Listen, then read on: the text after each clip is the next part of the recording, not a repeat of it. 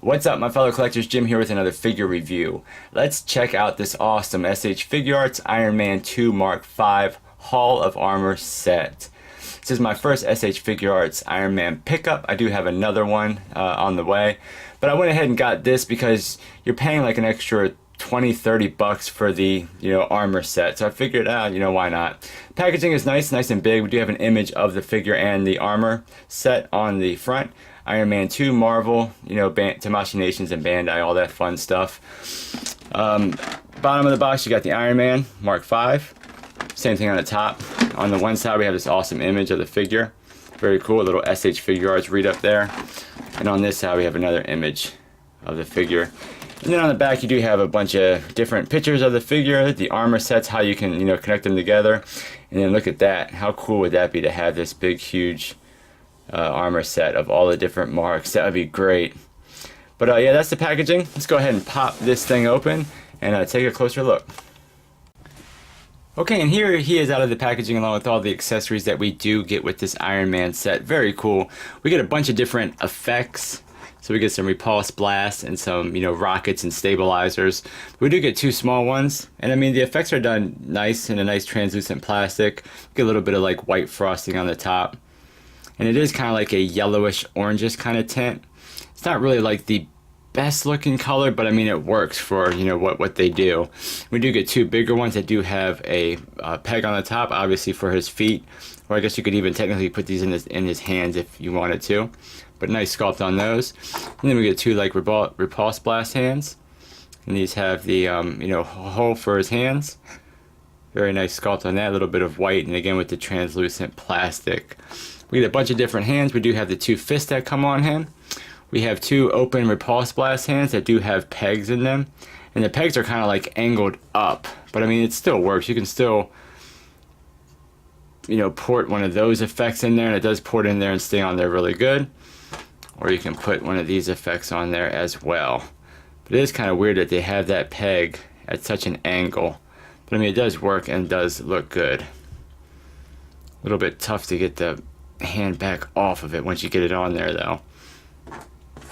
Then we do have two open Repulse blast hands that don't have any holes in it, just has the little reactor in there. And then we have two karate chop or flight pose hands, and all the hands are done really nice sculpting, and I really like the dark glossy shiny red that we get. And then we do get the suitcase, which looks really good. Really nice chrome paint on this. I love the silver, and I like the red. Matches the suit. Very, very cool. It looks great, but it doesn't open. So yeah, very disappointed that it does not open. But it looks great for a kind of static prop. And then taking a look at the Armory. This is really nice. I mean, for what it is, it does have some weight to it. So it's definitely not cheap, that's for sure. But really nice job with this, and it does have batteries, so you can put three AAA batteries in here. And I will note, I don't know if it's on all of them, but mine I ended up stripping the screw trying to get this stupid thing open. But you do have the three AAA batteries. But I mean, it does look really good. We have this nice kind of translucent plastic here on the side that illuminates. And we get really nice sculpting detail back in here. There is a little LED up at the top there. And then of course we have more kind of sculpted parts down here, so it looks really cool. And of course when you do switch the light on, you can see that the LED is pretty bright. I mean, when it's dark it really does illuminate. And then we do have two lights down here which pretty much illuminates this whole side. It's a little bit like a yellowish hint up here in the towards the top, but it does look really good, especially when you have the suit in there, because it gets that nice kind of shine going on Iron Man there. Let me put some of the lights off just so I can give you a better look at it. And you see it does illuminate all the way up the sides. So very nifty. Oh, Iron Man took a spill. But yeah, that's the Armory and all the accessories that do come with him. And as far as the hands, we do have this kind of plate on the top of the hands. And this does have a little hinge on it. And you can pop these off and put these in all the other hands. That's why there's this little kind of, L-shaped port in all the hands. But taking a closer look at the Mark V, I think it looks really good. I mean, it's a really sharp looking suit. I love the chrome. I think that's what kind of does it for me. I like all the Ironman suits that have the circle arc reactor in it, and that turned out really good. And then we get this really nice, you know, maroonish red. It's really shiny, but the entire suit just looks really good. Really nice job with the head sculpt on it. Looks really good. The mask looks good. It doesn't open up or anything like that. But great sculpting detail all throughout the figure. We do have these shoulder pads that do have hinges on them, and they will pretty much hinge all the way up.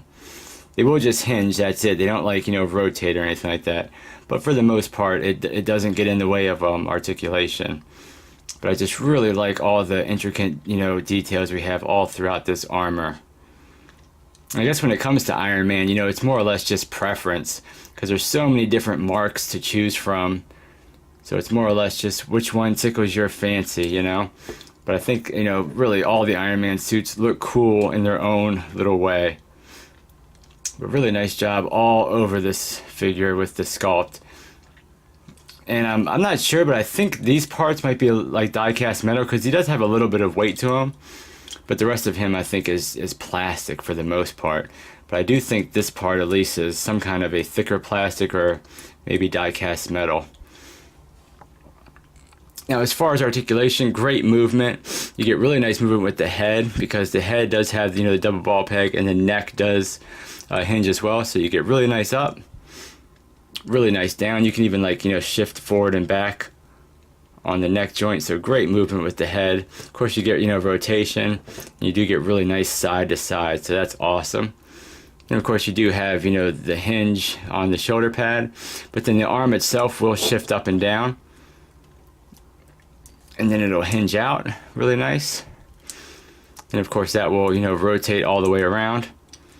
And there is, you know, forward and back movement on that ball peg. And of course you do have the thigh or the bicep rotation, double jointed elbows, which, you know, look good for the most part, nice range. And of course you have the ball hinges for the wrist. So you get, you know, a little bit of up and down and swivel side to side. Now there's kind of like a floating piece here in the middle, but you do have rotation at the top torso, and you can get kind of an all-around motion with that. And then of course you're going to get that same movement down here. So I mean, with both of them you get, you know, really nice back. You can even kind of force it a little bit more, and you get really nice kind of crunch forward, and it even looks good on the back too. And of course you have rotation as well. Now as far as the legs, you get a crazy drop down. So you get really nice drop down movement, so you can kick his leg really far up, and of course even out at an angle. But nice movement with that, nice movement back. So that's awesome. You do have the rotation there on the thigh. You do have double jointed knees, which look really good, give them nice range. Now for the feet, we do have this little part back here that will kind of hinge out. The hinge though, I mean, you don't really get much with the hinge. You only get about that much back, about that much forward. And I don't think it really shifts down or anything, but I'm not getting any ankle rocker out of that at all. Now, I don't know if there's a way to manipulate that joint in there, but yeah, I'm not getting a little tiny bit of rotation, but I get no side to side pivot whatsoever. And the toe joint does not work on either side of mine. But it looks like there's a toe joint in there. I'm not getting any movement. So a little bit disappointing with the feet that we don't have, you know, or I'm not getting any ankle pivot on mine anyway. But still, I mean, at the end of the day, it's a great figure. Haven't had too many issues, you know, popping the hands off. It is a tiny little peg. And you can take one of the other hands. Let's get the right one here. Now with these, you have to remember that they're a little hard to put on because they go in at such a crazy angle. So once you get them, you know, popped in, it's going to be at that crazy angle. And then put one of the blasts on there. So that's what he looks like with one of his Repulse blasts on his hand. So that's awesome. And then you can even get him up on a stand, which is not, you know, provided with this figure, but and get some blast coming out the bottom of his feet. So that's awesome. It's a really cool, you know, figure at the end of the day. I do like it. It looks great, really sharp looking figure. It's going to look nice up in the Armory. Now, as far as his height, it looks like he's a little bit under 6 inches, a little over 5 3/4 inches tall. And as far as some comparisons, here he is with the Tony Stark figure. So nice height comparison between these two, especially since he does have his armored parts on. And the Tony Stark head, I believe, fits on this figure. Now, I can't get the, ball peg out with mine, but I was able to pop the head off and just kind of set it on there. And it does look good on the figure. So if you have an extra double ball peg, or you can pop the double ball peg out of this figure, but it does look good on the figure and will fit for the most part. Nice proportion, if you just kind of sit it on there. So that's really nice. So that looks great on that figure. Pop this back in there if I can. And again, even the peg for the neck is kind of at an angle too. It's kind of a pain in the butt to get it back in there. Here we go.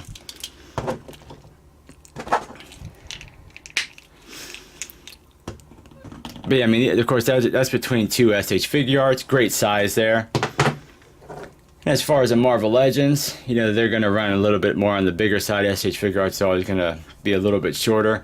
But there he is with the Invincible Iron Man figure.